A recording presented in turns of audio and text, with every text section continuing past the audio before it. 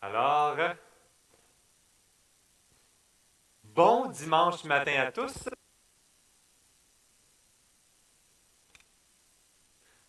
On m'entend bien? Excellent. Bon dimanche à tous. Quelle joie et excitation de pouvoir entendre un témoignage comme on a eu aujourd'hui. Il y avait son épouse aussi ce matin au premier service, Guirlaine, qui partageait pour le membership. Alors, on avait les deux. On avait eu la joie de les accompagner dans les 5-6 dernières années. Et de voir que le point ultime, c'est pas le fait de passer par les eaux du baptême, mais c'est de démontrer à tous ce que représente Christ dans notre vie. Cette joie sur le roc. Alors, bonjour à l'Église d'Annecy aussi qui suit à distance. C'était vraiment une joie de pouvoir être avec le bâtiment et ceux qui sont au bâtiment de l'Église d'Annecy les 3 dernières semaines. Il y a une belle équipe qui est là pour rayonner, pour servir le Seigneur dans ce quartier qui est précieux. Dans mon cœur aussi, j'ai grandi une partie de ma jeunesse dans ce quartier aussi. Alors, merci à Jérémy Picard et Dan Turton, nos frères qui servent avec l'équipe là-bas aussi à titre de serviteurs. Notre frère Ricardo, comme tu disais, on a un baptême aujourd'hui, non deux baptêmes, ce qui a été communiqué plus tôt ce matin à l'Église. Petite confusion, mais il y a eu un baptême et un témoignage de membres qui va être disponible sur le site Internet, tout simplement. Alors, merci pour les gens aussi qui prient pour mon petit garçon Mathias. Son opération, ils ont changé la date un petit peu, ils ont devancé, ils ont déplacé. Il va avoir lieu mercredi prochain. Alors, on est vraiment reconnaissants parce que dans le temps de Noël, souvent, on part plus tard avec le COVID et tout, et eux, ils l'ont devancé. Alors, la douleur est présente depuis quelques jours. C'est encore plus douloureux pour lui quand il urine, mais on a cette joie et reconnaissance que l'opération va avoir lieu dans quelques jours. Alors, merci pour vous qui priez. C'est vraiment grandement apprécié. Aujourd'hui, de quoi parler avec des témoignages aussi stimulants? Eh bien, pour moi, on se posait la question, on réfléchissait, puis pourquoi ne pas découvrir un autre témoignage d'un baptême avec Philippe et l'Éthiopien dans Acte 8, les versets 26 à 40. C'est un passage que probablement chacun d'entre vous a déjà entendu au moins quelques reprises, parce que dans l'histoire des cas dimanche ou autre, c'est un classique. Mais aujourd'hui, j'aimerais que nous puissions le redécouvrir, considérer ce que Dieu aimerait parler dans notre vie comme un encouragement. J'aimerais aujourd'hui voir ensemble, à travers ce passage, la clé d'une évangélisation efficace. Non que c'est une grande révélation, il n'y a rien de secret, mais tout simplement de redécouvrir des éléments pour nous encourager, nous exhorter dans notre mandat de la proclamation de la bonne nouvelle de Jésus-Christ. Alors, pendant que vous tournez, j'espère que vous avez une Bible avec vous, mais je vais le lire ici et nous prendrons le temps tout de suite après à prier pour mettre ce temps dans les mains de notre Papa Céleste. Alors, dans Actes chapitre 8, les versets 26 à 40, nous dit un ange du Seigneur, s'adressant à Philippe, lui dit, « Lève-toi et va du côté du Midi, sur le chemin qui descend de Jérusalem à Gaza, celui qui est désert. » Il se leva et partit.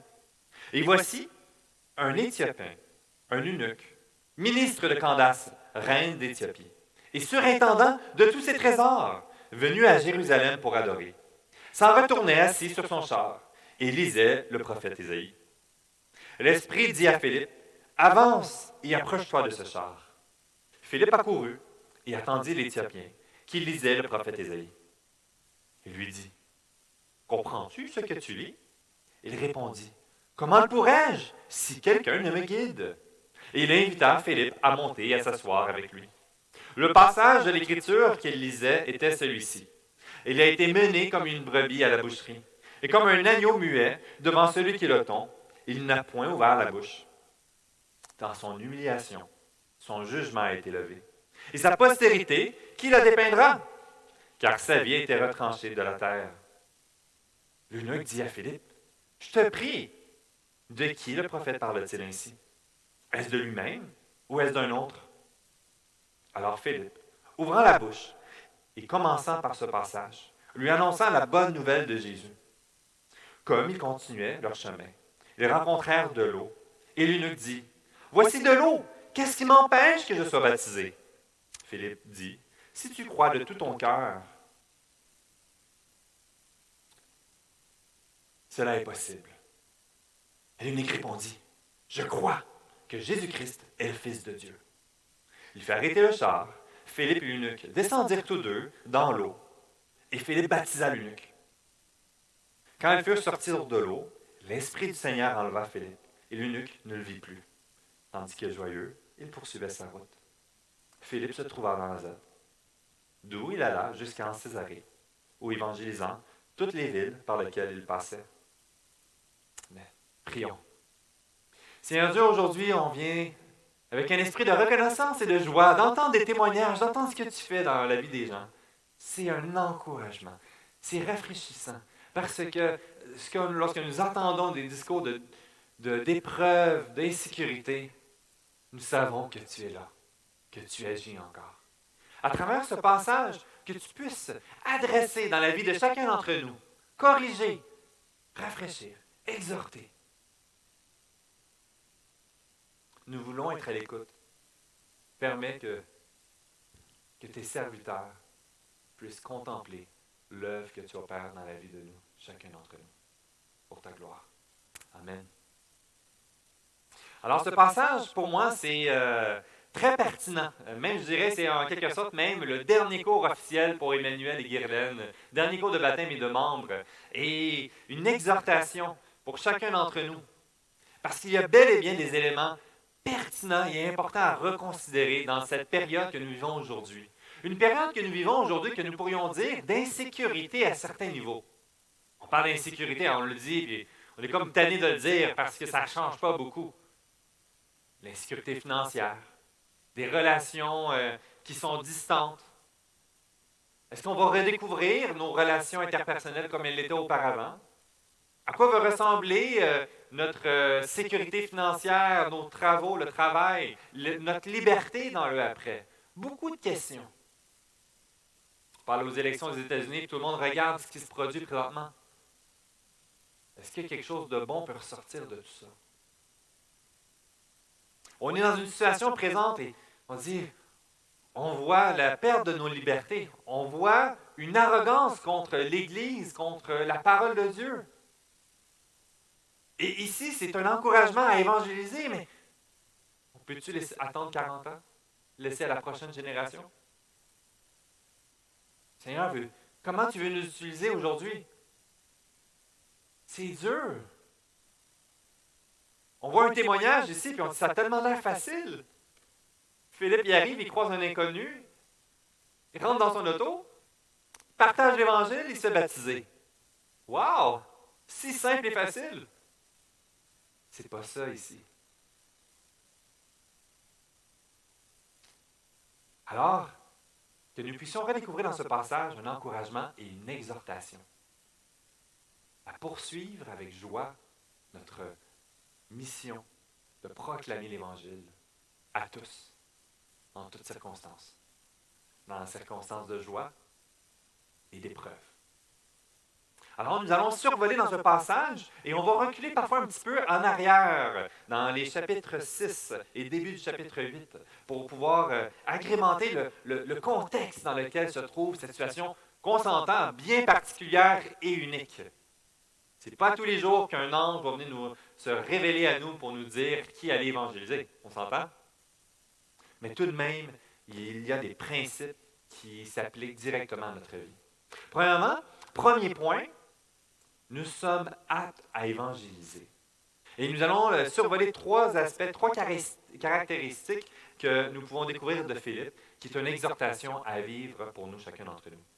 Alors, ce n'est pas parce que c'est difficile d'évangéliser, c'est pas parce que peut-être même que je n'ai pas assez de vie chrétienne que je pourrais me disqualifier pour l'œuvre de la proclamation de la bonne nouvelle. Ce n'est pas une question d'aspirer à un développement de compétences pour pouvoir le faire. Mais il y a 3 points ici.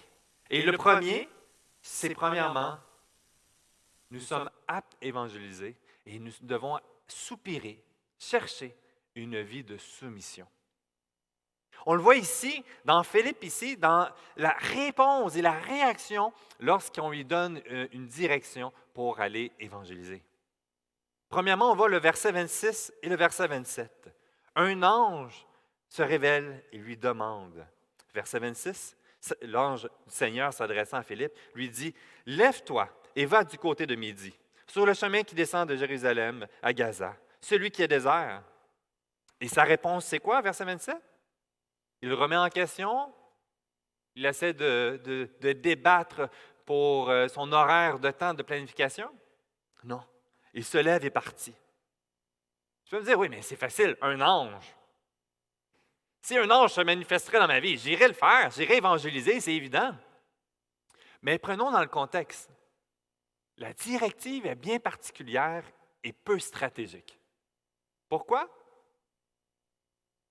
Il lui demande d'aller sur le chemin qui descend de Jérusalem à Gaza, celui qui est désert.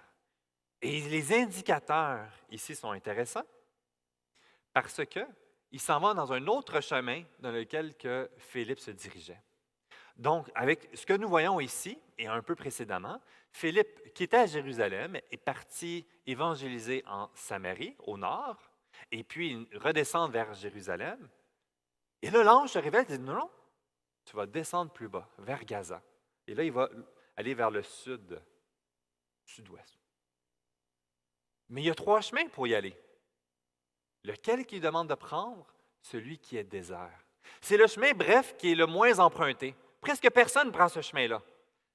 Le jour, c'est chaud. C'est difficile de circuler là. Alors, ce serait comme dire, eh bien, va dans le chemin où est-ce que tu as le moins de chances de trouver quelqu'un, puis vas-y. Pourquoi lui? Pourquoi ce chemin-là? Pourquoi pas les 2 autres chemins? Mais non, par soumission. Il fait confiance. Je ne comprends pas, mais j'y vais. Ce serait comme dire pour nous, on voudrait évangéliser. Qu'est-ce serait plus stratégique pour nous d'aller évangéliser à Montréal? Est-ce que ça serait en plein hiver d'aller sur le côté du nouveau pont Champlain? Dehors, en essayant d'évangéliser les autos qui passent rapidement? Les gens qui peut-être vont aller marcher à pied là? Non, pas du tout, la traverse est fermée. Ou aller dans une bouche de métro, à l'intérieur, où est-ce que les gens circulent? C'est logique. On penserait à l'endroit où est-ce qu'il y a le plus de monde, ce qui est plus stratégique. Mais ici, on l'envoie dans le chemin où est-ce que tu as le moins de chances de trouver quelqu'un. Ensuite, verset 29-30, il continue. L'ange demande d'avancer, puis Philippe accourut. Toujours dans ce contexte. Il voit une délégation éthiopienne avec un dignitaire qui est là. Et il lui demande d'y aller. C'est quand même, on se le dit, intimidant. Est-ce que c'est le bon moment? Il n'est pas occupé. Comment ça va réagir? Probablement qu'il y a toutes ces questions qui se posent, mais il n'y a pas d'indicateur. Mais ce qu'on voit, c'est qu'il n'y avait pas besoin de savoir comment ça allait se terminer, ce qui allait se produire, mais il savait que c'était Dieu qui l'amenait, et par obéissance, il avance dans cette voie. Et qui a amplement de raisons légitimes pour au moins essayer d'être rassuré. Le verset 39-40 nous montre, dans la fin, que Philippe, finalement, à la fin de la mission que Dieu lui a confiée, va l'enlever d'une façon miraculeuse. Et il l'a envoyé à Hazar, qu'on est rendu plus au sud-ouest. Et il va remonter vers le haut jusqu'à Césarée. Tout son plan, son itinéraire a été chamboulé par le plan de Dieu. Et il a avancé. Et il a été fidèle. Et il va évangéliser dans chacune de ces occasions-là. Contraste intéressant avec le prophète Jonas à Ninive. Contraste intéressant que parfois dans ma propre vie, j'ai besoin des garanties, des sécurités. Mais Dieu nous demande une soumission et de lui faire confiance. De ne pas chercher à tout comprendre. De chercher à contrôler les situations. Ça ne nous appartient pas. Mais dans un premier critère pour l'évangélisation, enfants de Dieu, soyons soumis à celui qui opère. Et faisons-lui confiance. Dans le deuxième point, rempli de l'Esprit, attaché à Dieu. Et ça, c'est dans les qualifications qu'on découvre sur Philippe auparavant, dans Acte 6. Donc, vous savez, hein, il part de Samarie et là, l'ange intervient. Mais précédemment, dans le début, il servait à Jérusalem. Et les apôtres avaient beaucoup de responsabilités. Et il est demandé dans Acte 6, c'est pourquoi, frères, et donc la charge est haute, et ont besoin d'élever des diacres, des serviteurs. Et il dit, choisissez parmi vous 7 hommes que l'on rende bon témoignage, qu'ils soient pleins d'esprit et de sagesse, que nous chargerons à cet emploi. Nous sommes appelés, donc naturellement, pour le servir avec un esprit de soumission, mais d'être attachés à celui qui va opérer. De ne pas y aller par notre propre capacité. Parce que soit que c'est la voie de la folie puis qu'on va se confier sur ce qu'on est capable, mais qui va produire du vide, ou on va se disqualifier. Quand je parle, là, je tremblote, je bégaye, je cherche mes mots. Mais ce n'est pas grave. Parce que nous sommes appelés à nous attacher à celui qui va opérer. Attachons-nous à sa parole. Attachons-nous à lui qui opère dans notre vie. Et ça va se manifester, comme Philippe, le témoignage qui a été rendu dans son Église à titre de serviteur, non comme étant un homme prestigieux avec de grandes capacités, mais un serviteur qui rendait un bon témoignage auprès des gens autour de lui. Alors, c'est un autre principe à l'envers. Le Seigneur utilise ses enfants soumis à titre de serviteur et de laisser lui seul opérer. On voit dans Acte 6, quand même à travers les indicateurs pour Philippe, le témoignage que l'Église reconnaissait de lui, son service, le service aux tables, avec joie, il opérait, il effectuait.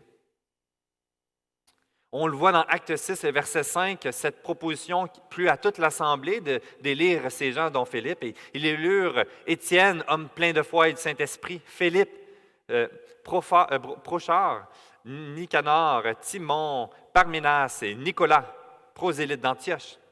Ils le présentèrent aux apôtres, après qui, avoir prié, leur reposèrent les mains. Par un esprit de soumission, nous devons rester attachés à lui seul qui peut s'opérer, en reconnaissant que nous sommes faibles et fragiles, et nous nourrissant de lui, laissant lui nous émerveiller, grandir dans l'Église, afin de pouvoir rayonner vers l'extérieur, comme un débordement. En vivant, et ça c'est relié au troisième point, je trouve ça tellement un encouragement, une édification, parce qu'on voit Philippe vivre d'une façon d'un ministère désintéressé.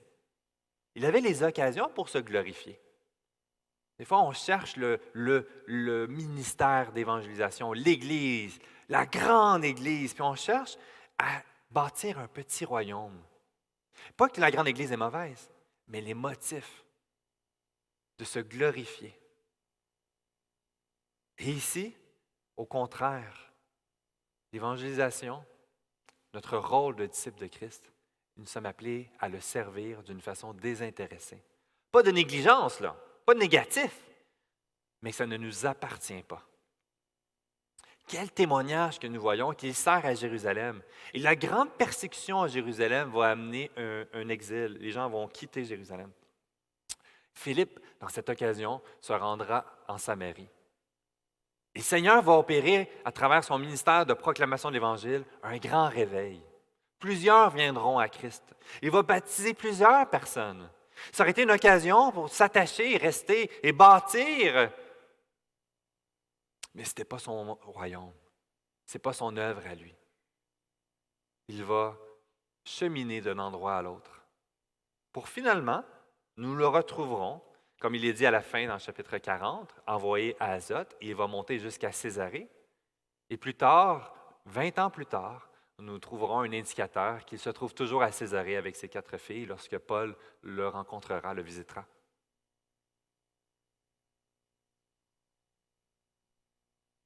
Des fois, nous nous mettons dans des gros fardeaux, des préoccupations. Pour le royaume de Dieu, ben oui, c'est bien. Mais c'est par sa grâce et c'est par lui seul. Et ce que ça va nous amener, c'est que ce que nous sommes appelés à vivre, à évangéliser, ça ne nous appartient pas. Les fruits, la quantité de nouvelles naissances, le temps, on avance, on prend les occasions que Dieu nous donne et on laisse lui seul se glorifier. Des fois, même ces fardeaux que nous nous mettons sur nous-mêmes, de découragement. Puis c'est vrai, c'est dur. Ceux qui ont pris cette occasion pour proclamer l'Évangile le voient. Les gens n'accourent pas. Au contraire, on risque plus d'être confronté à la moquerie. Mais ça ne nous appartient pas. Ça appartient à Dieu. Notre rôle dans la soumission, d'être attaché à lui et de prendre les occasions qu'il va nous ouvrir et de proclamer et de voir le Seigneur se glorifier. Ça nous enlève un poids que trop souvent nous le mettons sur nos épaules. Dans son temps, comme il semble bon. 2 Timothée 4, versets 5 à 8, est pour moi un passage important pour mon ministère. Cette exhortation que Paul fait à son protégé Timothée, qui dit « Mais toi, sois sobre en toutes choses, supporte les souffrances, fais l'œuvre d'un évangéliste, remplis bien ton ministère, car pour moi, je sers déjà de libation, et le moment de mon départ approche. J'ai combattu le bon combat, j'ai achevé la course, j'ai gardé la foi. Désormais, la couronne de justice m'est réservée. Le Seigneur, le juste juge, me le donnera dans ce jour-là, et non seulement à moi, mais encore à tous ceux qui auront aimé son avènement. Persévérons en toutes circonstances. C'est difficile. Le COVID-19 vient tout mélanger. On ne peut pas se réunir tout le monde ensemble. C'est dur d'avoir juste une simple relation. Comment tu veux évangéliser encore plus? Mais Dieu œuvre. Dieu n'est pas limité. On est restreint, on est sorti de nos zones de confort, et c'est correct. Soyons fidèles, restons attachés à lui. Ne faisons ni concession à gauche et à droite, et proclamons la bonne nouvelle de Jésus en toutes circonstances. Ce n'est pas parce que tu as beaucoup de capacités que tu vas plus évangéliser et réussir. Ce n'est pas parce que tu as peu de maturité chrétienne dans ta jeunesse que c'est une disqualification, au contraire. Parce que c'est l'œuvre de Dieu qui opère. C'est une grâce qu'il fait et que nous puissions avancer avec joie, simplicité, émerveillement, de voir l'œuvre de Dieu agir dans son temps, comme il lui semblera bon. Ça y appartient. Ne tombons pas dans le piège de construire quelque chose avec nos capacités, parce qu'on va être découragé, on va être irrité. Mais cherchons-les. Il y a bel et bien des élus que Dieu a choisis, comme chacun d'entre nous, que Dieu est venu chercher à un moment donné. Et on a ce modèle ici, avec l'Éthiopien. Un beau modèle, un exemple intéressant de nouvelle naissance. Et lorsqu'on lit ce livre, on dit que c'était tellement facile pour Philippe. Il est arrivé, bang, c'est terminé, une nouvelle naissance baptisée. Mais pourtant, lorsqu'on regarde dans l'ensemble, nous découvrons qu'à travers le modèle de l'Éthiopien, au contraire, ça a été long. Il y a eu un long processus. Comme dans la façon que le Seigneur va souvent nous corriger, nous adresser, nous accompagner. Dans le premier point, c'est qu'on voit le modèle de l'Éthiopien comme ce processus de persévérance. Pourquoi? Eh bien, premièrement, on va dans le premier indicateur, au verset 27, l'Éthiopien. L'Éthiopien, donc, en Éthiopie, qui est une autre nation beaucoup plus loin, avec leur propre religion, leur concept, et puis une idolâtrie avec le système politique de royauté qui est présent, il n'est pas resté là-bas. Qu'est-ce qu'il fait? Il va se rendre à Jérusalem pour adorer. Mais pourquoi? Comment savait-il? Ben, il y a un héritage de l'Exode, vous savez, avec le peuple d'Israël qui ont vécu des exodes et il y avait un reste du peuple d'Israël, de Juifs, qui était en Éthiopie. Alors, sûrement, dans son statut, sa responsabilité était exposée à ces gens craignant Dieu, un point tel qu'il va se rendre à Jérusalem. Et ça, c'est pas parce qu'il n'y avait rien à faire. C'est pas parce qu'il s'ennuyait. Il va se rendre, il va organiser son voyage. Aujourd'hui, on dit que c'est compliqué, là, vraiment, faire un voyage, sortir du pays. J'ai aucune idée, je ne l'ai pas essayé, mais à ce que j'entends, c'est extrêmement compliqué. Mais à l'époque, là, c'était pas évident non plus. Puis ça prenait un peu plus de temps. Toute la logistique de remonter son convoi, sa garde et les autres pour se rendre là-bas, c'était plusieurs personnes. Il quittait cette région, son travail pour aller adorer à Jérusalem. Non seulement cela, on le voit à son retour, il a aussi pris soin de s'acquérir du manuscrit d'Ésaïe pour pouvoir le lire. Et au chemin du retour, il est en train de lire toute son administration, son retour, sa préparation, la comptabilité, les comptables, les chiffres, tout, il faut que ça balance, ça fonctionne fin d'année. Je ne sais pas comment ça fonctionnait, cette logistique financière, mais juste moi, à chaque année, c'est un casse-tête. Mes impôts, les ci, les ça, congé de paternité, c'est des suivis. Tu ne veux pas perdre tes chiffres. Il fait ça? Non. Qu'est-ce qu'il fait? Il lit sur le chemin du retour. Bref, c'est un long processus. On le voit, sa persévérance. C'est une démarche qui a commencé depuis bien longtemps. On ne connaît pas, on ne sait pas ça fait combien de temps, mais on sait qu'il y a un processus. On le sait qu'il s'est rendu à Jérusalem et qu'il a payé un fort prix. Ça coûte cher. Aujourd'hui, on ne veut pas payer cher, on va acheter une édition Kindle. Là-bas, c'est plus compliqué, dans cette période-là. Ça coûtait cher. Et il a payé le prix qu'il fallait pour l'avoir. Comme notre frère Emmanuel Boussicault. On dit en la blague, il y a presque 6 ans de cours de baptême. Mais ce n'est pas une question de temps, mais c'est la persévérance. C'est de s'appuyer sur l'œuvre de Dieu qui est en train d'opérer dans sa vie. Un ménage, démêler les choses. Ça prend du temps et c'est normal. Des fois, on est impatient. Veux-tu accepter Jésus? Non? OK, fini. On va en chercher un autre. Il n'y a personne qui veut écouter. Ici, on est témoin d'une partie de l'œuvre de Dieu. Mais dans la vue d'ensemble, le Seigneur a commencé à opérer bien avant.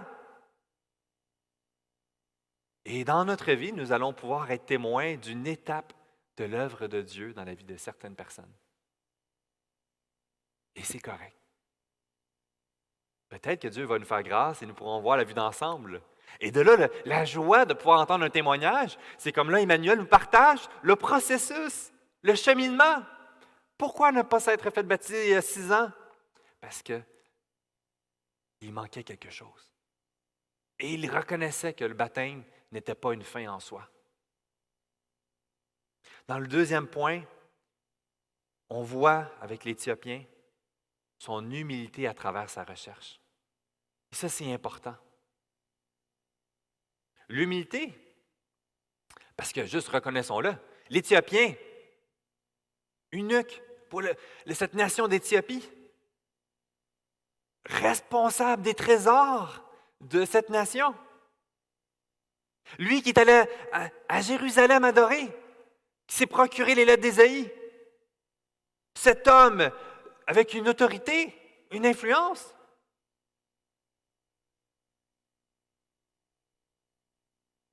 A probablement pu côtoyer les chefs religieux à Jérusalem aussi. Et là, sur le chemin de son retour, qu'est-ce qu'on voit? Il ne comprend pas, ça le préoccupe, il essaie de saisir.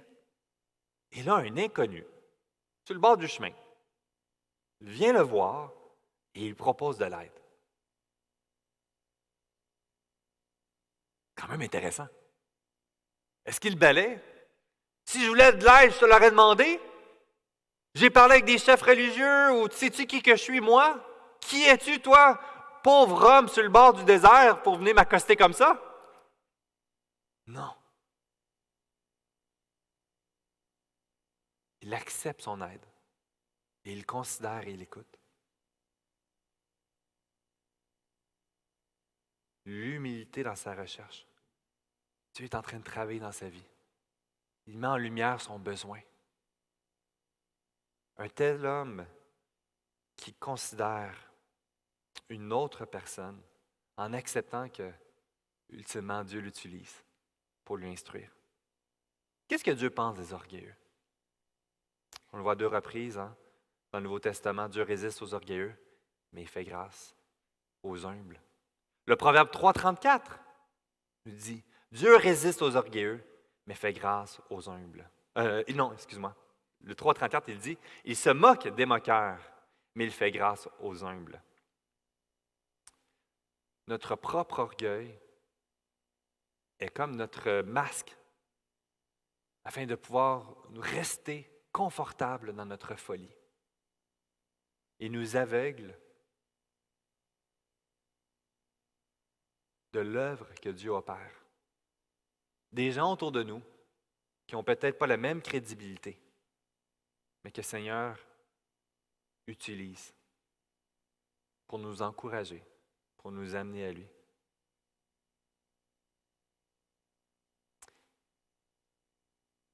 Faisons attention. Pour moi, c'est à quel point que mon propre orgueil est un fléau qui fait des ravages. Recherchons cet esprit d'humilité. Reconnaissant notre petitesse. Ce n'est pas mon statut professionnel, ce n'est pas mon âge, ce n'est pas mon expérience qui fait que je peux écraser les autres et m'élever. Je suis petit et Dieu seul est grand.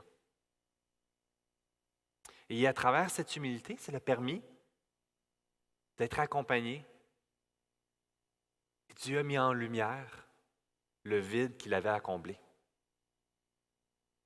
Alors, bien qu'il était donc administrateur de la richesse du royaume de cette nation en Éthiopie, il devait être quand même être autonome, une autosuffisance, trouver des solutions au bonheur, le fameux bonheur.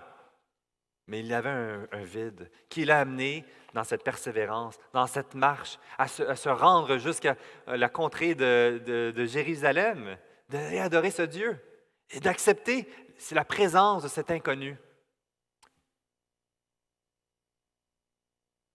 Et de pouvoir être à l'écoute de ce que Dieu voulait adresser et remplir. Parce que ce vide, chacun d'entre nous, nous l'avons eu. Et seul Dieu peut le remplir.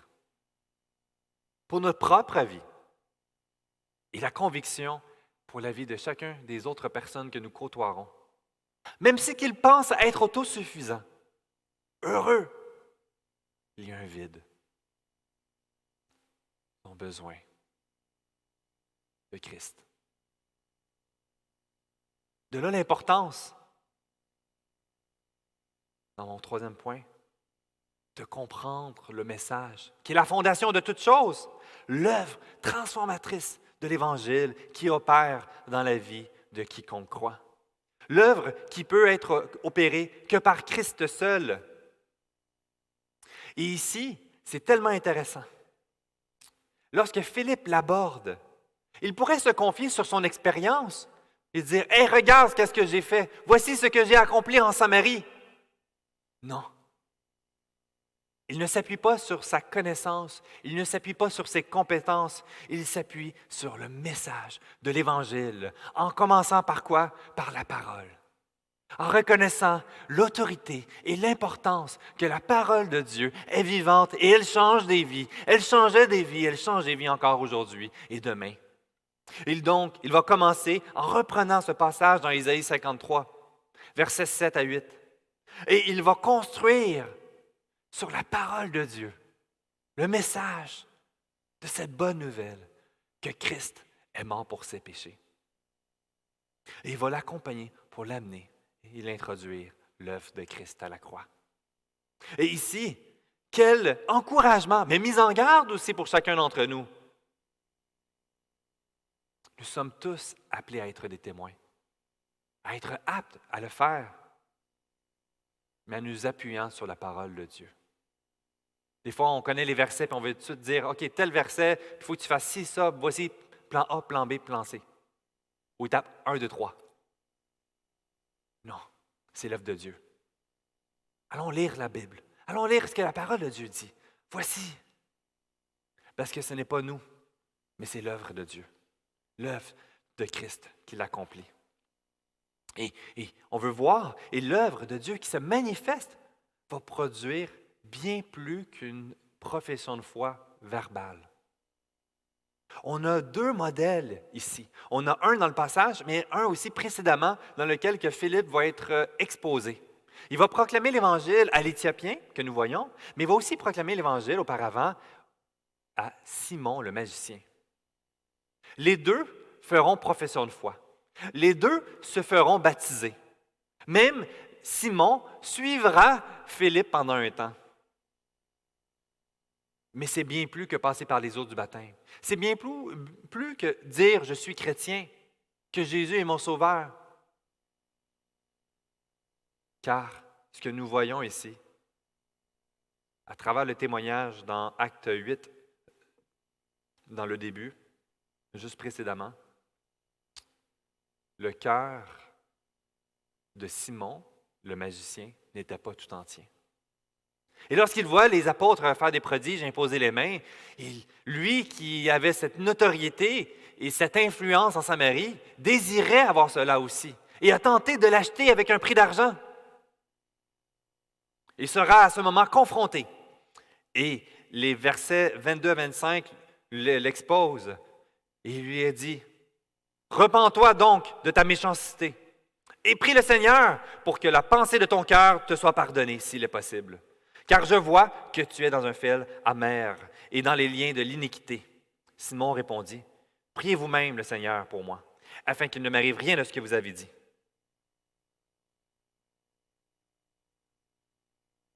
Dans son cœur, il n'était pas tout entier. Il a dit les bonnes choses, il a fait les bonnes choses, mais son cœur désirait autre chose. Et de là que je trouvais tellement édifiant de voir le processus. Emmanuel Boussicot, dans sa démarche, reconnaissait que ce n'était pas lui qui pouvait faire quoi que ce soit. Qu'est-ce qu'il déclarait? Il y a quelque chose qui manque dans sa vie et il veut se faire baptiser, il veut suivre Dieu, mais il y a quelque chose qui l'arrêtait encore. Jusqu'à un jour, en 2019, le Seigneur Dieu, tu n'avais pas entièrement la place dans ma vie. J'avais toujours ce doute qui était présent, mais là, je fais ce pas de foi. Et il lui a remis entièrement la souveraineté de Dieu dans notre vie. Et ça, c'est l'œuvre de Dieu qui opère. Ce n'est pas possible par nous-mêmes. Tristement, certains seront baptisés et abandonneront la foi par la suite. Mettant en lumière que ce n'est pas les choses que nous pouvons accomplir qui pourront nous justifier.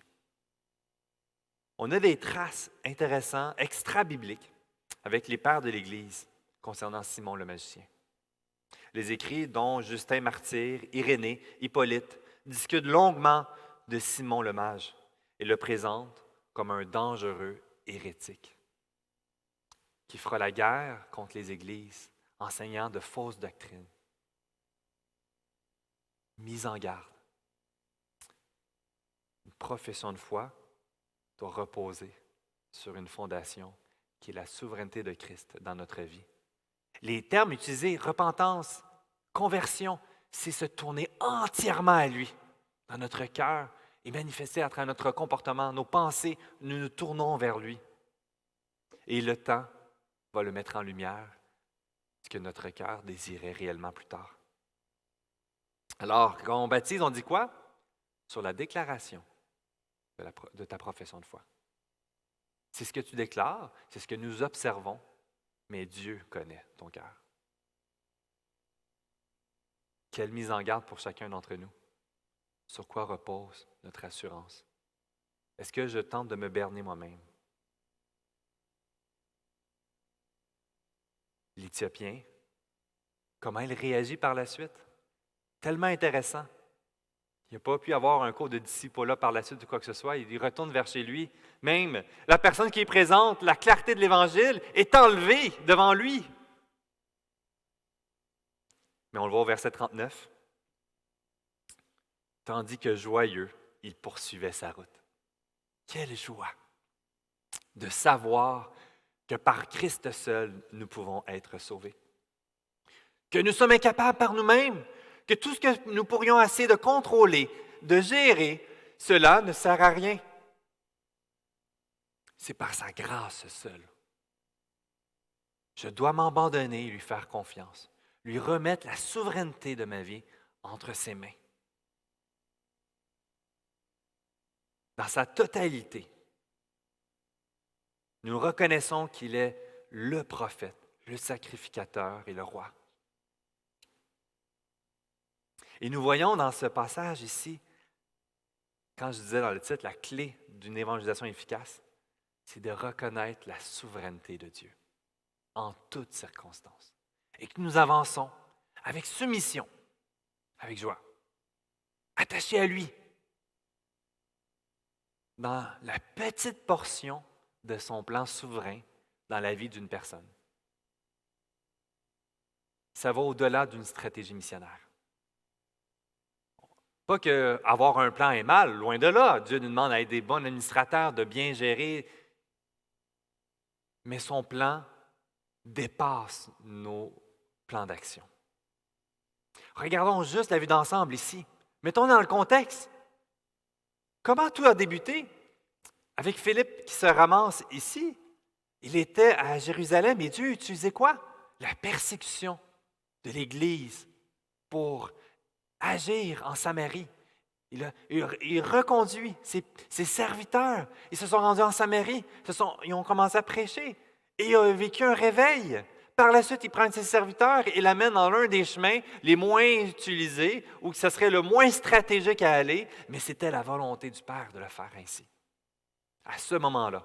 Pourquoi pas à Jérusalem? À ce moment-là. C'était le temps qui avait été établi. Et il va réutiliser pour le renvoyer plus tard. Des fois, on a des plans d'action. Je me souviens, dans le début de mon ministère à l'Église de Terrebonne, on avait fait un genre de déjeuner de l'espoir, mon plan d'action, témoignage, puis il prêche l'Évangile. Finalement, il ne prêche pas clairement l'Évangile comme que j'aurais voulu. Le plan n'était pas clair. Puis là, il a abordé des éléments de l'Évangile, mais ce n'était pas comme je voulais. Fait que là, je fais mon plan d'action. À la fin, je m'en vais en arrière, puis je commence à présenter le plan de salut clairement pour faire un appel. Je me présente en avant, c'est terminé, puis je commence. Alors pour ceux qui, et là, du monde commence à se lever. Je dis, non, c'est pas terminé, on va vous demander de rester assis. Les gens s'avancent en avant. Je ne comprends pas qu'est-ce qui se passe présentement. Et les gens sont en train de vouloir s'avancer pour donner leur vie à Christ. Je n'ai même pas commencé. Là, dans mon cœur, c'était « Attendez! » Je dis « Mais attends une minute, qu'est-ce que je fais là? » Alors, là, des autres personnes qui sont dans l'équipe s'avancent avec eux, puis on commence à prier, puis là, on prie, puis dans la prière, on prêche l'Évangile. Mais dans mon cœur, au début, je n'étais pas content parce que ce n'est pas ça que je voulais faire correctement. Ce n'est pas important. Dieu se glorifie dans des choses qui sont imparfaites. On essaie de faire de notre mieux, puis des fois, ça sort tout croche. Mais c'était une occasion. Et parmi ceux qui se sont levés, sur les 7 personnes qui se sont levées, une partie ont passé par les eaux du baptême. Et Dieu s'est manifesté et glorifié dans leur vie. Et d'autres ont fait ce coup et ont quitté par la suite. Ça ne nous appartient pas. Nous sommes appelés à bien faire l'œuvre du ministère, à être fidèles. Mais c'est lui qui opère. Et il nous le dit si bien, hein? Dans Matthieu 28, 18, 20. Dans cet appel à la mission, allez, faites de toutes les nations des disciples, les baptisant au nom du Père, du Fils et du Saint-Esprit, et enseignez-leur à observer tout ce que je vous ai prescrit. Mais n'oublions pas le début et la fin. Juste avant, il nous dit, tout pouvoir m'a été donné dans le ciel et sur la terre. Et il termine, et voici, je suis avec vous tous les jours jusqu'à la fin du monde. Quel soulagement, quelle joie de savoir que dans son plan, il sait ce qu'il fait. Et nous, dans notre petite étape, que c'est difficile, que c'est pas évident, que les gens veulent rien savoir, bien, c'est pas grave. Que je sois fidèle dans ce qu'il me confie. Et son plan, lui, il s'accomplit. On ne connaît pas ce qui s'est passé avant, on ne sait pas qui qu'on va croiser, on ne sait pas ce que ça va produire après.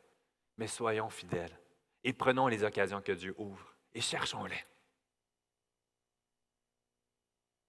Et ici, je trouve ça intéressant parce que lorsqu'il exhorte à aller faire des disciples parmi toutes les nations, l'Éthiopie était considérée dans le peuple gréco-romain comme étant la nation la plus loin connue.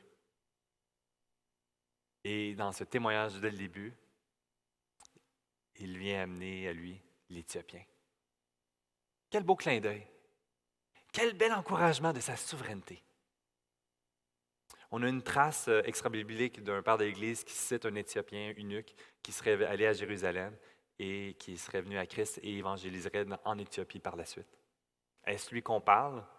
On ne peut pas dire avec assurance, mais peut-être. Frères et sœurs, quel encouragement! Dieu est souverain. Dieu nous confie quelque chose. Et oui, c'est difficile. Mais ce n'est pas grave. Ça lui appartient. Prenons les occasions.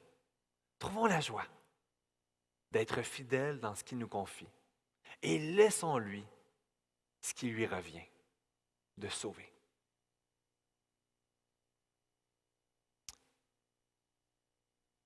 Il y a 2 modèles que nous avons vus. Et c'est la question que je pose. À travers ces 2 modèles de repentance verbale, à travers Simon, le magicien, et l'eunuque. Tandis que l'un, l'orgueil, est resté maître dans sa vie. Tandis que l'autre, il s'est humilié. Il a reconnu la souveraineté de Dieu et le besoin dans sa vie. Tout entier.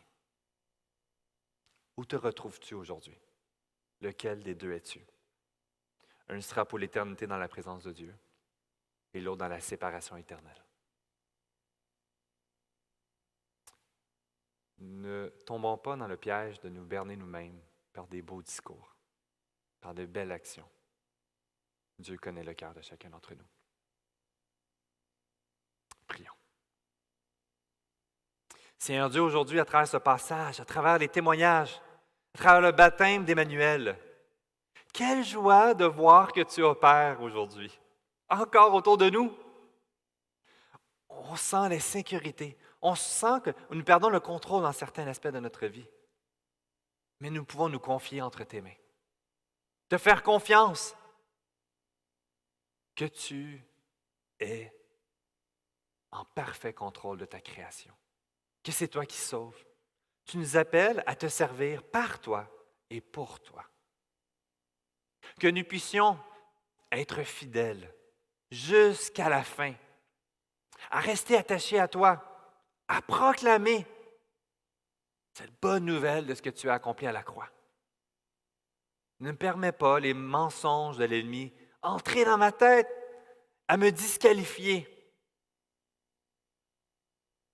à croire que parce que c'est difficile, c'est une bonne raison de ne pas t'obéir et de ne pas prendre les occasions pour parler de toi. Et aujourd'hui même, toi qui écoutes ce passage, cet appel irrésistible de ne pas simplement l'accepter du bout des lèvres, mais d'accepter Christ comme ton sauveur personnel, maître de ta vie en entier et non pas à moitié. Seigneur Dieu, glorifie-toi, reconnaissant que c'est possible seulement par toi que l'Église puisse poursuivre le mandat que tu nous as confié. Et que la raison d'être de pourquoi nous persévérons et que nous souffrons avec joie dans des circonstances, c'est pour ta gloire, qu'il ne peut être affecté par rien d'autre. À toi la gloire au siècle des siècles. Amen. Amen.